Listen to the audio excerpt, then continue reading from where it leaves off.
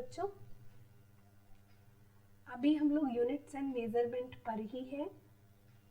हमारा जो next topic है वो है, नेक्स्ट टॉपिक में 3 सब टॉपिक्स है। सब टॉपिक्स का मतलब होता है उप विषय, टॉपिक के अंदर का टॉपिक।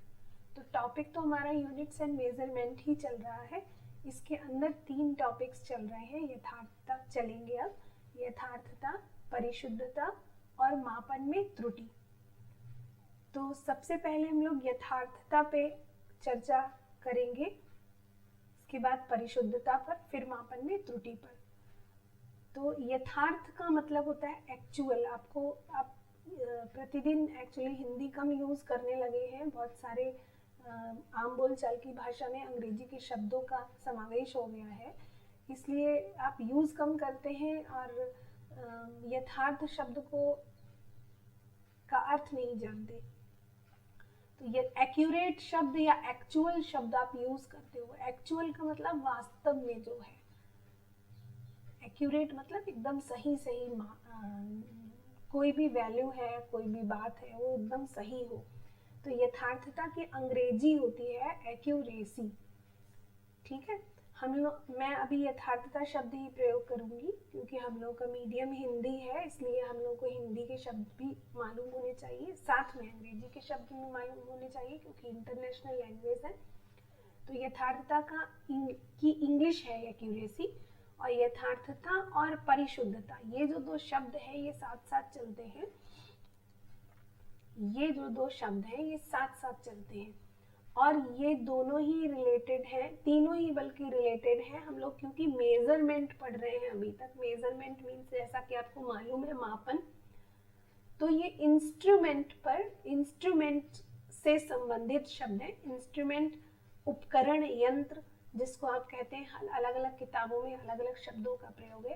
कहीं पर उपकरण जिससे आप कोई माप लेते हैं, टेलर के पास उपकरण होता है इंची टेप, आपके ज्योमेट्री बॉक्स में उपकरण होता है स्केल, और अभी आप फिजिक्स लैब में आएंगे, दूध वाले के पास लीटर का पैमाना होता है। बहुत सारे उपकरण होते हैं जिनका हम लोग दैनिक जीवन में भी प्रयोग करते हैं और प्रयोगशाला में भी प्रयोग करेंगे। तो उपकरण एक शब्द हो गया, जिसको एक और हिंदी है यंत्र। यंत्र, घड़ी भी एक यंत्र है जो आपके प्रत्येक घर में पाई जाती है। प्रत्येक घर में लोग समय के मापन के लिए, समय देखने के लिए घड़ी का प्रयोग करते हैं।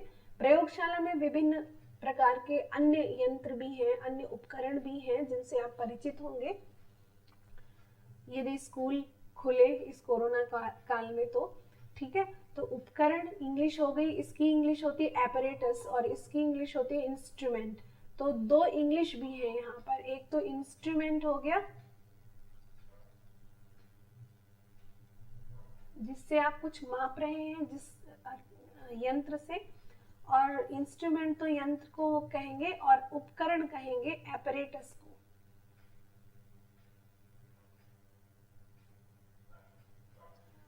तो ये तीनों ही जो टॉपिक्स हैं ये मापन से संबंधित है, उपकरण से संबंधित है। यथार्थता को समझने के लिए आप 2 चीजें पहले समझिए। एक तो होता है मानक मान, जिसको इंग्लिश में स्टैंडर्ड वैल्यू या ट्रू वैल्यू कहते हैं। दूसरा होता है मापित मान, जिसको आप measured value, experimental value, observed value भी बोल सकते हैं। तो मापित मान मतलब जैसे आप निकालते हैं गुरुत्वीय त्वरण, आपने 9th क्लास से पढ़ा, आपको बता दिया गया कि गुरुत्वीय त्वरण स्मॉल जी का मान होता है 9.8 मीटर प्रति सेकंड स्क्वायर। ये बता दिया गया है आपको, आपने निकाला नहीं है खुद। ठीक है ना, आपने नहीं मेजर किया है, आपने नहीं मापा है, ये जो हमारे साइंटिस्ट की लैब होती है वहां से आपको बिल्कुल एक्यूरेट मापन किया गया है। तो ये जो मान आपको बताया गया है ये मानक मान है, जो निकाला गया है बहुत ही केयरफुली, बहुत ही जिसको कहते हैं कि इस तरीके से निकाला गया है कि उसमें त्रुटि की संभावना ना रहे। त्रुटि मीन्स गलतियों की, मिस्टेक्स की संभावना ना रहे। ठीक है, तो G is equal to 9.8 metre per sorry g is equal to 9.8 metre प्रति सेकेंड स्क्वायर, ये आपका मानक मान है। अब आता है मापित मान। हम लोग क्या करते हैं, लैब में g का मान निकालते हैं। क्लास 11th में आपके सिलेबस में प्रैक्टिकल है कि इस जगह पर, यानी कि आप जैसे फतेहगढ़ के हैं तो फतेहगढ़ में g का मान निकालना। तो यहाँ पर जैसे g का मान निकालने के लिए g का मान आप जो निकालेंगे उसको मापित मीन्स जो आपने नापा है, आपने मेजरमेंट किया है, वो आपका मापित मान कहलाएगा। अक्सर ऐसा होता है कि मापित मान, हम लोग आगे पढ़ेंगे मापन में त्रुटि, आगे हमारा टॉपिक है मापन में त्रुटि, तो हम लोगों से त्रुटि होने की संभावना रहती है। अक्सर बच्चों की लापरवाही से अक्सर हो सकता है कि गलत इंस्ट्रूमेंट पे निशान गलत लग गए हों, वहीं फैक्ट्री आउटलेट जो मिलता है वहीं से इंस्ट्रूमेंट पे गलत निशान लगे हो, कैलिब्रेशन गलत हो उसका, तो कहीं ना कहीं किसी न किसी प्रकार की त्रुटि हमारी मेजर्ड वैल्यू में रह जाती है। तो हमारी जो मेजर्ड वैल्यू है वो जरूरी नहीं है कि यहाँ पर ये जो मेजर्ड वैल्यू है ये कोई जरूरी नहीं है कि हमारी भी इतनी ही है 9.8। हमारी जो मेजर्ड वैल्यू है मे बी पॉसिबल कि वो 9.4 मीटर पर सेकेंड स्क्वायर आए। तो जो वैल्यू इस मानक मान के अत्यधिक नजदीक आएगी, जैसे किसी एक बच्चे ने, नेक्स्ट पेज पर चलते हैं, आप यहाँ पर पहले समझ लीजिए मानक मान और मापित मान।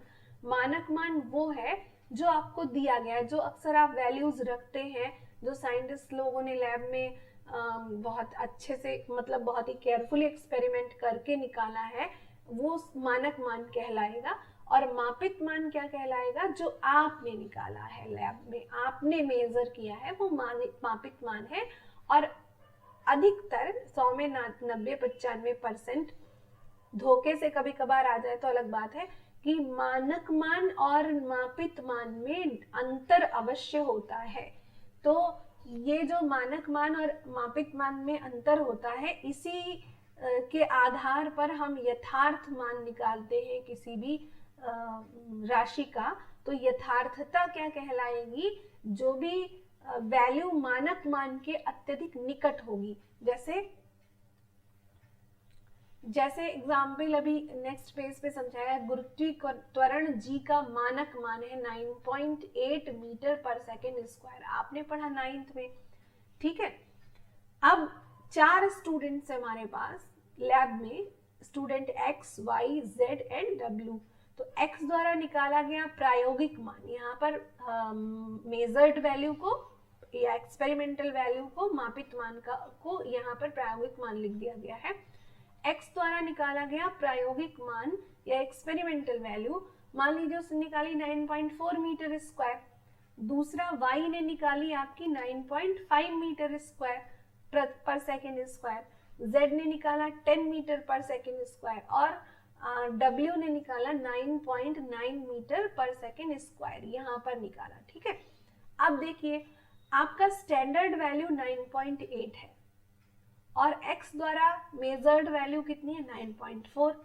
तो इन दोनों के मान में अंतर कितना हुआ, यहाँ निकाल लिया है। 9.8 में से 9.4 सब्ट्रैक्ट कर दिया, आपका 0.4 की एरर आई, इसको त्रुटि बोलेंगे कि मानक मान, हमारा जो मान है वो मानक मान जितना नहीं है, स्टैंडर्ड वैल्यू के नजदीक भी नहीं है। तो यहाँ पर त्रुटि कितनी है, 0.4 मीटर पर सेकेंड स्क्वायर की त्रुटि आ रही है यहाँ पर। दूसरे में त्रुटि कितनी आ रही, 0.3 मीटर पर सेकेंड स्क्वायर की। तीसरे में त्रुटि कितनी आ रही है, 0.2 मीटर पर सेकेंड स्क्वायर की। और चौथी वैल्यू में त्रुटि कितनी है, 0.1 मीटर पर सेकेंड स्क्वायर की। तो ये जो वैल्यू है, ये इसमें त्रुटि सबसे कम है। यहाँ पर 0.4, 0.3, 0.2, 0.1, ये त्रुटि सबसे कम है। यानी कि W ने जो वैल्यू नापी है स्टैंडर्ड वैल्यू के अधिक नजदीक है, 9.9 मीटर पर सेकेंड स्क्वायर, ये वैल्यू इस वैल्यू के अधिक नजदीक है क्योंकि इसमें त्रुटि सबसे कम है। तो सबसे कम त्रुटि वाला जो मान होगा वो अधिक यथार्थ होगा। तो यथार्थता का मतलब है कि जो उपरोक्त मापित मानों में गुरुत्वीय त्वरण g का यथार्थ मान, कितने मापित मान थे? 4 मापित मान थे। 4 मापित मानों में से सर्वाधिक नजदीक कौन सा था? 9.9 मीटर पर सेकेंड स्क्वायर। तो और जबकि मानक मान कितना है? 9.8 मीटर पर सेकेंड स्क्वायर। ये स्टैंडर्ड वैल्यू हो गई। स्टैंडर्ड वैल्यू के ये अधिक नजदीक है, इसलिए ये है यथार्थ मान। किसका? जो 4 मान नापे गए हैं उनमें से सबसे अधिक यथार्थ ये है। तो प्रेक्षित मान, प्रेक्षित मतलब जो आपने बोला है। ये सारे शब्द मैं क्यों यूज कर रही हूँ? क्योंकि आप ये सभी शब्द एक जैसे हैं। मानक, मापित मान, प्रेक्षित मान और experimental value, observed value, measured value, ये सब एक ही चीजें हैं। तो प्रेक्षित मान तथा मानक मान, मानक मान मतलब स्टैंडर्ड वैल्यू जो दिया गया है, मानक मान मतलब स्टैंडर्ड वैल्यू के बीच अंतर जितना कम होगा, यानी कि उनको घटाएंगे अगर आपस में, अंतर जितना कम होगा, प्रेक्षित मान उतना ही अधिक यथार्थ होगा। यानी कि आपने जो वैल्यू नापी है वो उतनी ही अधिक यथार्थ होगी जितना आपका मानक मान और प्रेक्षित मान में अंतर कम होगा। ठीक है, एक बात और अभी आपको समझानी है। यहाँ पर एक ये शब्द निशान यूज किया। हमारे बच्चे जो आते हैं हमारे कॉलेज में, वो इस निशान का अर्थ नहीं समझते।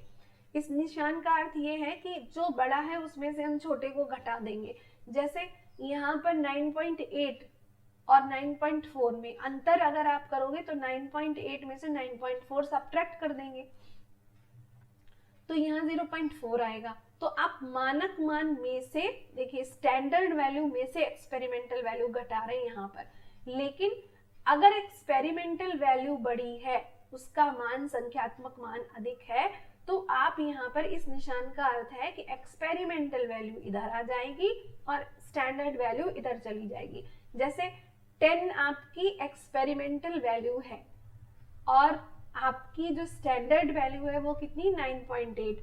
तो यहाँ पर 10 एक्सपेरिमेंटल वैल्यू है, तो अगर हम त्रुटि निकालना चाहते हैं तो हम 10 माइनस 9.8 मीटर पर सेकेंड स्क्वायर करेंगे।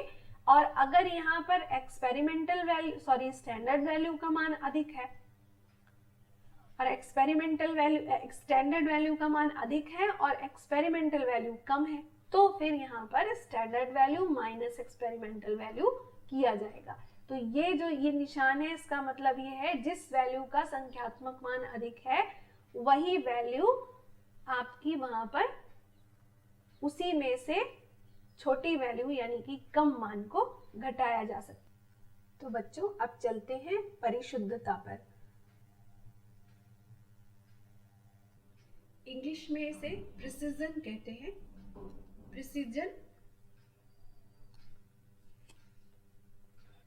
नेक्स्ट पेज पर चलते हैं। परिशुद्धता यानी कि प्रिसिजन, इसको समझने के लिए हम लोग एक कुछ आंकड़े लेते हैं। जैसे कि प्रकार की माप है आपके पास, एक ही लाइन को नापा गया है 3 अलग अलग प्रकार के इंस्ट्रूमेंट से। बहुत छोटी माप है ये।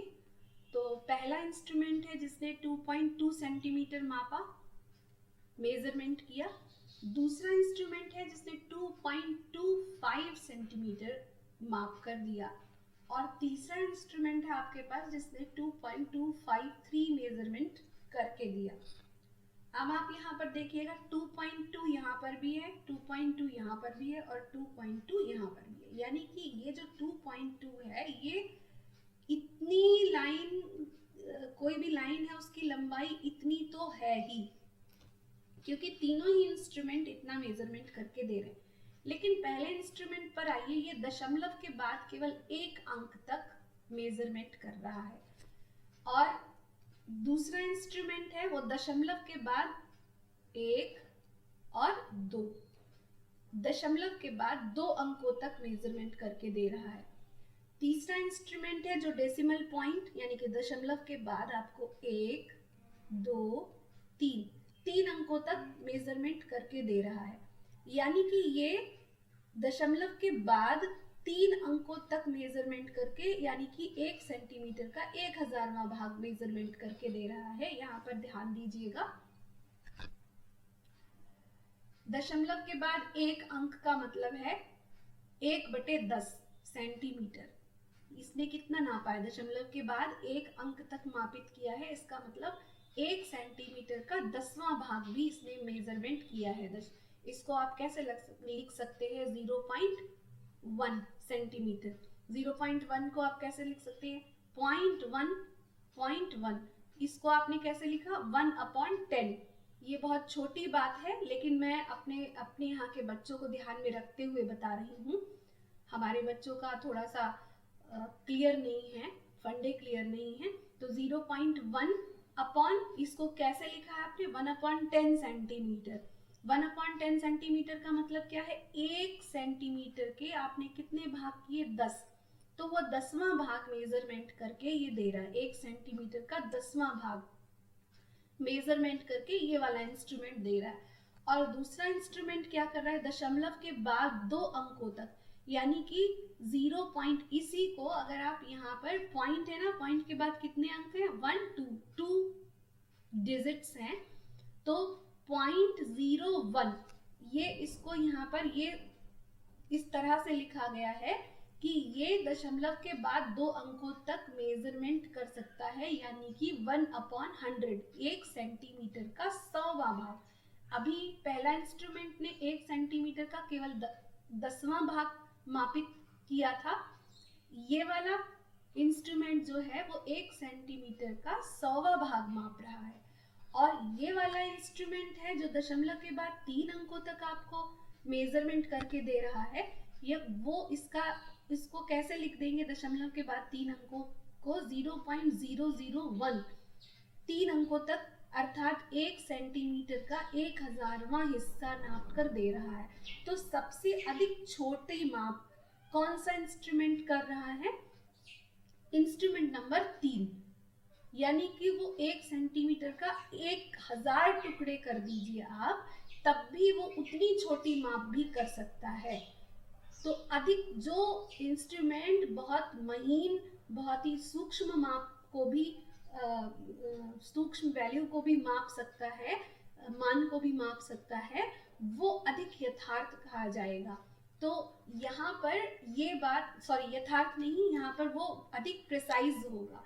तो प्रिसिजन का मतलब है वो अधिक परिशुद्ध होगा। परिशुद्ध मतलब बहुत ही छोटी सूक्ष्म माप भी उसने करके दी है। उसने कितनी छोटी माप करके दी है आप देखिए, 0.003, ये 0.003 भी उसने मेजरमेंट करके दिया है आपको, यानी कि 1 सेंटीमीटर का 1000वां भाग भी वो मापित कर सकता है। जबकि ये वाला इंस्ट्रूमेंट 1 सेंटीमीटर का केवल 10वां भाग नाप रहा है।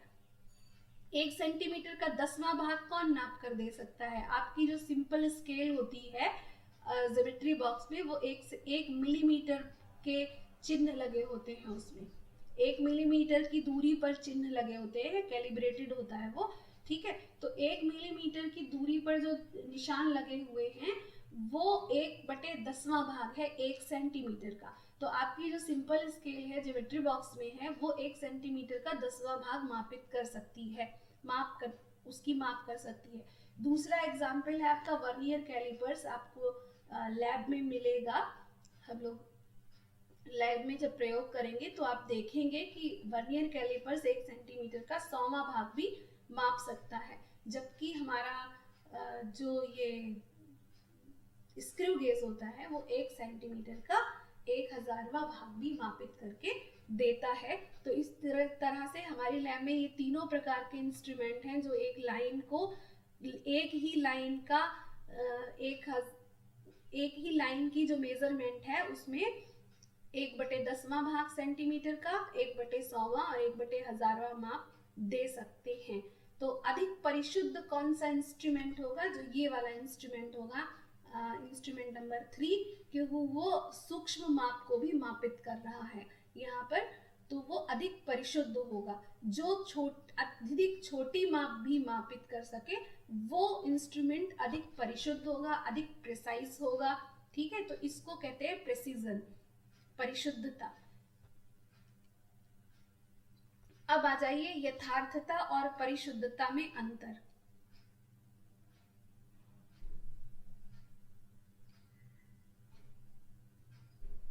अभी तो यहाँ पर आ जाइए, परिशुद्धता को और समझना है एक स्टेप, और परिशुद्धता में आपको दो प्रकार से समझना है, दो स्टेप्स में।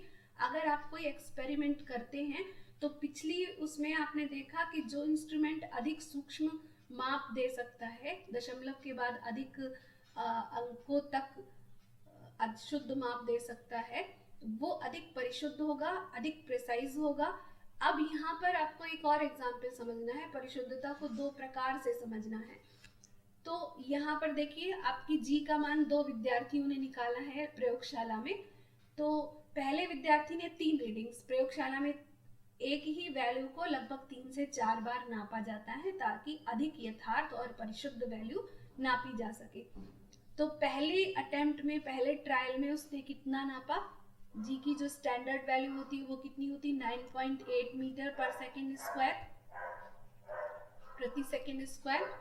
पहले ट्रायल में स्टूडेंट ए ने कितना नापा है, 9.15 मीटर पर सेकेंड स्क्वायर। दूसरे ट्रायल में उसने मापा है 8.1 मीटर पर सेकेंड स्क्वायर, और तीसरे ट्रायल में उसने मापा है 9.6 मीटर पर सेकेंड स्क्वायर। ये स्टूडेंट ए ने 3 बार जी का मान निकाला प्रयोगशाला में, 3 बार। अब आ जाइए स्टूडेंट बी पर, उसने प्रयोगशाला में 3 बार नापा। एक पहली दफे उसने 8.9 मीटर पर सेकेंड स्क्वायर निकाला, दूसरी दफा 8.8 मीटर पर सेकेंड स्क्वायर, एंड तीसरी बार 8.9 मीटर पर सेकेंड स्क्वायर। अब आप यहाँ पर तुलना करेंगे दोनों के द्वारा निकाले गए जी के मान में। अगर आप तुलना करेंगे तो देखेंगे 9.5 9.8 के करीब है, और इसमें कितनी, और 8.1 थोड़ा सा दूर है। 8.1 मीटर पर सेकेंड स्क्वायर में और 9.8 मीटर पर सेकेंड स्क्वायर में इसमें बहुत अंतर है, और 9.6 मीटर पर सेकेंड और 9.8 में थोड़ा कम अंतर है। अब यहाँ पर आप क्या करेंगे, इन तीनों ट्रायल में आपस में वैल्यूज को देखेंगे। आपस में आप देखेंगे तो पहले ट्रायल में स्टूडेंट ए ने 9.85 निकाला, दूसरे ट्रायल में 8.1, तो इन दोनों में काफी डिफरेंस हो गया आपस में। 9.5 और इसके बाद 8.1, कितना डिफरेंस है, 1.4। इसके बाद 8.1 और 9.6 में फिर से डिफरेंस है 1.5। तो ये आपस का डिफरेंस आप निकालोगे, आपस का डिफरेंस आप निकालिए, आपस में ये दो वैल्यूज कितने कितने अंतर पे निकल रही हैं। तो ये वैल्यू 1.4 है। अब यहाँ स्टूडेंट बी के वैल्यू जो ट्रायल लिए उसने 3 जी के वैल्यू निकालने के लिए, तो पहला ट्रायल में 8.9 निकाला, दूसरे ट्रायल में 8.8 निकाला, और तीसरे ट्रायल में 8.9। अब आपस में आप देखिएगा 8.9 और 8.8 में केवल 0.1 का डिफरेंस है, और फिर 8.8 और 8.9 में फिर से केवल 0.1 का डिफरेंस है। तो यहाँ पर 0.1 और यहाँ पर कितना, 1.4। तो 1.4 बहुत अधिक है, जबकि 0.1 बहुत कम है। यहाँ 1.5 बहुत अधिक है, 0.1 बहुत कम है। तो इसकी स्टूडेंट बी की जो वैल्यूज निकली हैं तीनों ट्रायल में, उनके बीच अंतर बहुत कम है, तीनों वैल्यूज एक दूसरे के नजदीक हैं, कोई बहुत बड़ा डिफरेंस नहीं है, जबकि यहाँ पर तीनों वैल्यूज में बहुत अंतर है। तो ये जो स्टूडेंट बी द्वारा मापित जो मान होंगे वो अधिक प्रिसाइज होंगे, अधिक परिशुद्ध होंगे स्टूडेंट ए की अपेक्षा, अधिक परिशुद्ध, अधिक प्रिसाइज, मोर प्रिसाइज, ठीक है। लेकिन यहाँ ध्यान देने वाली बात यह है, अब प्रेसिजन को आपने दो तरीके से लिया। एक तो डेसिमल पॉइंट के बाद अधिक अंकों तक अगर वो कोई भी इंस्ट्रूमेंट माप कर दे रहा है, डेसिमल पॉइंट दशमलव के बाद अधिक अंकों तक कोई भी इंस्ट्रूमेंट माप कर दे रहा है, तो वो इंस्ट्रूमेंट जो मेजर करेगा वैल्यू वो अधिक प्रिसाइज होगी, अधिक परिशुद्ध होगी, ठीक है।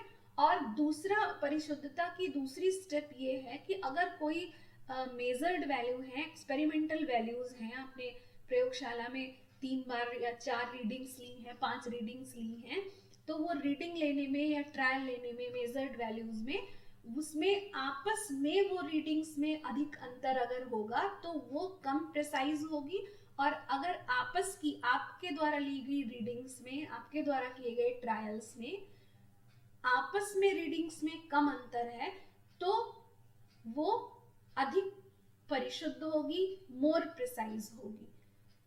तो परिशुद्धता को आपने 2 स्टेप्स में समझा है। अब नेक्स्ट आप क्या समझेंगे, यथार्थता और परिशुद्धता में क्या अंतर है।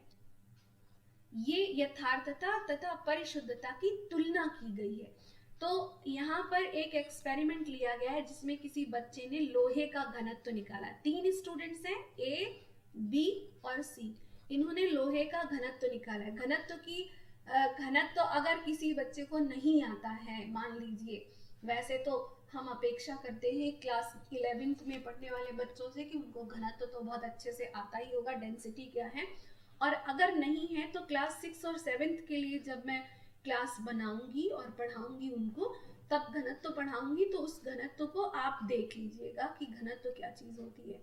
वैसे ये बहुत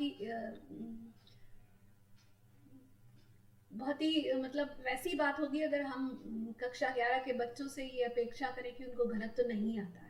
हम ये मानकर चलते हैं कि उनको तो पक्का, इवन 9th क्लास के और 8th क्लास के बच्चों के लिए मानकर चलते हैं कि उनको घनत्व तो आता ही होगा, लेकिन नहीं आता है तो क्लास 6 और 7th के लिए जो वीडियो बनेगा उसमें आप देख लीजिएगा।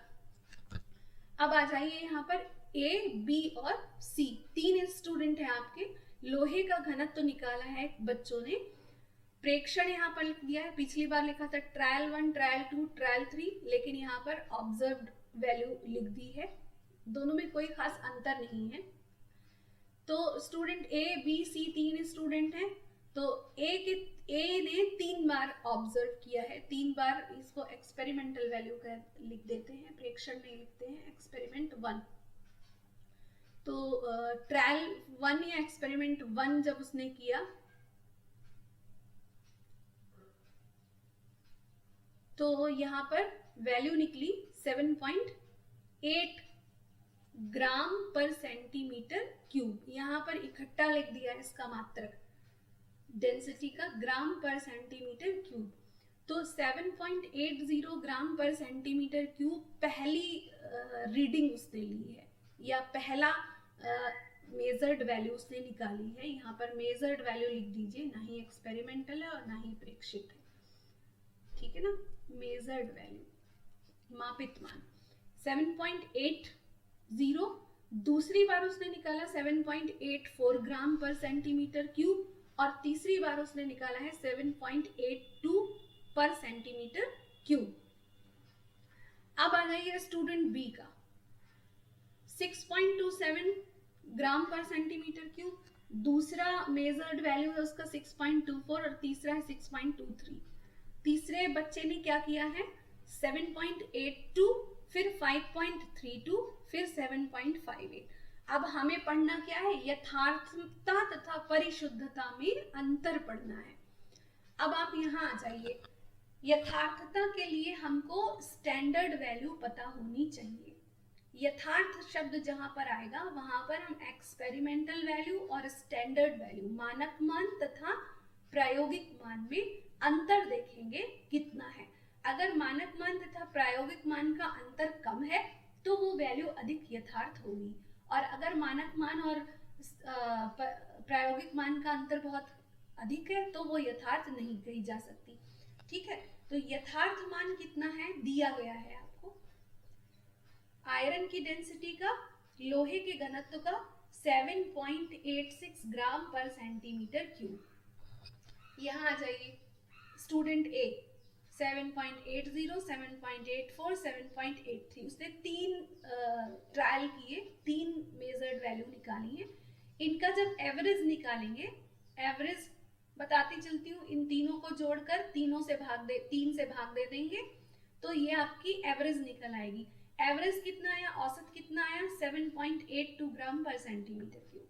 यहाँ आ जाइए, इसका एवरेज आया है, तीनों को जोड़कर 3 से भाग देंगे। तीनों मतलब ये 3 वैल्यूज 6.27, 6.24, 6.23, इन तीनों को जोड़कर 3 से भाग देने पर औसत आ गया 6.24। तीसरा आ गया 7.82, स्टूडेंट सी का है ये, 5.32, 7.58, ये आपका एवरेज आया 6.91। तीनों वैल्यूज को आप कंपेयर करिए, ये वैल्यू 7.82, 6.24, 6.91, कौन सी वैल्यू इनमें से सबसे ज्यादा करीब है मानक मान के? मानक मान के सर्वाधिक करीब है 7.82, तो ये वैल्यू अधिक यथार्थ है। तो स्टूडेंट ए के नीचे देखिए लिखा हुआ है कौन सी वैल्यू? यथार्थ, यस। तो 7.82 यथार्थ है। परिशुद्ध क्यों है? क्योंकि इन तीनों के बीच में अंतर बहुत कम है। परिशुद्धता कैसे निकालेंगे? यहाँ पर देखेंगे, यहाँ पर कितना अंतर है? 0.02 का इन दोनों की वैल्यू में। आप आपस में घटाइए, 7.84, 7.80, इसमें से इसको घटाइए, कितना आएगा? 0.02। यहाँ पर इसमें से इसको घटाइए, यहाँ पर भी अंतर आएगा 0.02। तो परिशुद्धता के लिए हम क्या करते हैं, ये देखते हैं कि तीनों में अंतर समान है लगभग, या फिर अंतर बहुत कम है लगभग। तो जरूरी नहीं है कि यहाँ समान हो, यहाँ पर अंतर 0.01 भी हो सकता था, लेकिन इतना अधिक अंतर नहीं होना चाहिए। तो ये अधिक परिशुद्ध भी है। स्टूडेंट ए द्वारा ली गई जो माप है वो अधिक यथार्थ भी है और अधिक परिशुद्ध भी है, अगर इन तीनों को इकट्ठा कंपेयर करें तो। अब यहाँ आ जाइए, इसका एवरेज कितना है? 6.24, 6.24 और 7.86, इन दोनों में बहुत अंतर है। 6.24 यानी कि स्टूडेंट बी ने जो एवरेज निकाला है, एवरेज आया है स्टूडेंट बी का लोहे के घनत्व का, वो 6.24 और 7.86, इन दोनों में बहुत अंतर है। जबकि इन दोनों में स्टूडेंट ए और मानक मान, स्टूडेंट ए द्वारा मापित मान और मानक मान में अंतर कम है। तो ये अधिक यथार्थ हो गया और ये यथार्थ नहीं है, क्योंकि इन दोनों के बीच में बहुत अंतर है। यहाँ से देखिएगा स्टूडेंट बी तथा मानक मान में। तो यहाँ पर स्टूडेंट बी के नीचे लिखा हुआ है नहीं, यथार्थ नहीं है, लेकिन प्रेसाइज है, परिशुद्ध है। क्यों? क्योंकि यहाँ पर आप देखिए 6.27 और 6.24, 0.03 का डिफरेंस है केवल, और यहाँ पर फिर से 0.01 का डिफरेंस है। हम परिशुद्धता देखने के लिए क्या करते हैं, स्टूडेंट बी द्वारा ली गई तीनों मानों के बीच में अंतर देखेंगे। तीनों मानों के बीच में कितना अंतर है? तो तीनों मान लगभग बराबर आ रहे हैं, केवल लास्ट डिजिट में अंतर है। देखिए 6.2, 6.2, 6.2 तीनों में है, केवल अंतिम जो डिजिट है, अंक है, उसमें अंतर है। तो ये भी इनके तीनों मानों में अंतर बहुत कम है। इस कारण ये प्रिसाइज तो है, इसका प्रेसिजन तो ठीक है, अधिक परिशुद्ध है, लेकिन ये यथार्थ नहीं है, क्योंकि स्टैंडर्ड वैल्यू में और मेजर्ड वैल्यू में अंतर अधिक है। अब स्टूडेंट सी पर फोकस करते हैं। स्टूडेंट सी ने पहले ट्रायल में तो 7.82 वैल्यू निकाली, लेकिन दूसरे ट्रायल में कुछ त्रुटि हो गई, मिस्टेक हो गई। मिस्टेक और त्रुटि में अंतर है, लेकिन फिर भी आम बोलचाल की भाषा में उसको ले लेते हैं। 5.32 ये तो बहुत ही कम आ गया, और 7.58 ये तो ठीक है लगभग, लेकिन फिर भी यहाँ सेकंड डिजिट में भी अंतर है। तो इन तीनों में बहुत बहुत अंतर आ रहा है। इसको आप अंतर निकालिएगा, लगभग 0.5, 2.5 का अंतर है, बहुत अंतर है ये। यहाँ पे अंतर अगर हम निकालें तो 2.26 का डिफरेंस है। तो ये जो अंतर है इन तीनों का आपस का अंतर, यहाँ देखिए 0.03, 0.01, यहाँ 0.02, 0.02, यहाँ 2.50, 2.26। तो ये जो अंतर आया है, ये बहुत बड़े बड़े अंतर हैं आपस की तीनों मेजर्ड वैल्यू में स्टूडेंट सी द्वारा ली गई। तो ये प्रिसाइज तो बिल्कुल भी नहीं हुआ, यानी कि परिशुद्ध तो बिल्कुल नहीं हुआ, तो परिशुद्धता के आगे क्या लिखा हुआ है? नो, स्टूडेंट सी के लिए। और एक्यूरेट भी नहीं है क्योंकि 6.91 है और ये 7.8 है। एक्यूरेसी यानी यथार्थता को हम कैसे निकालते हैं? स्टैंडर्ड वैल्यू और मेजर्ड वैल्यू के बीच में डिफरेंस से निकालते हैं। तो ना तो ये यथार्थ है और ना ही ये परिशुद्ध है। तो इस तरह से परिशुद्धता और यथार्थता की तुलना हुई। एक यथार्थ भी है और परिशुद्ध भी है। क्यों? क्योंकि इसकी जो मेजर्ड वैल्यू है और स्टैंडर्ड वैल्यू है उसके बीच में अंतर बहुत कम है, इसलिए ये अधिक यथार्थ है। और इसकी आपस की जो रीडिंग्स हैं तीनों ए की, वो एक दूसरे से मैच कर रही हैं, लगभग समान है। केवल लास्ट डिजिट में अंतर है, बाकी पहले जो 2 डिजिट है वो तीनों में समान है, 7 8 7 8 7 8। तो ये अधिक परिशुद्ध भी है।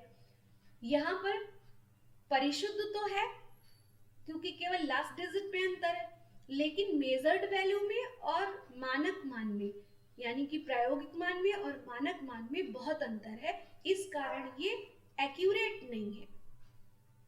तीसरे में ना तो ये एक्यूरेट है और ना ही ये अधिक परिशुद्ध है, क्योंकि मानक मान में और प्रायोगिक मान में अंतर भी है और आपस में रीडिंग्स में भी बहुत अंतर है, इसलिए ना तो ये परिशुद्ध है और ना ही यथार्थ है। अगर इस ए को छोड़ दिया जाए, केवल बी और सी की बात की जाए, तो बी और सी की अगर हम तुलना करें तो सी एक्यूरेट तो है क्योंकि 6.91 अधिक नजदीक है 7.8 के। 6.24 ये दूर है क्योंकि इन बी की जो स्टैंडर्ड बी की जो प्रायोगिक मान है और मानक मान में है उसमें अंतर अधिक आएगा सी के मेजर्ड वैल्यू में और मानक मान की अपेक्षा। तो ये 6.9 है और ये 6.2 है। तो ये बी और सी की अगर आप केवल तुलना करेंगे, ए को छोड़ दीजिए, ए तो यथार्थ भी है और परिशुद्ध भी है और सर्वाधिक यथार्थ है, सर्वाधिक परिशुद्ध है। तो अगर सी और बी की केवल बात की जाए तो सी एक्यूरेट तो है बी की अपेक्षा, बी की अपेक्षा सी एक्यूरेट है पर प्रिसाइज नहीं है, परिशुद्ध नहीं है।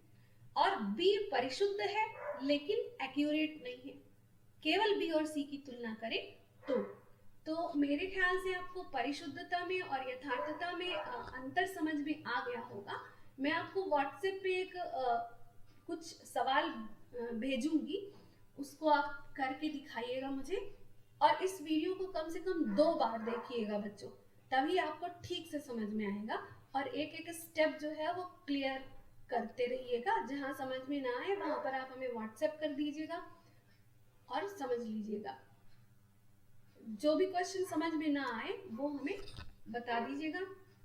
जय हिंद, वंदे मातरम। नेक्स्ट क्लास में मिलते हैं।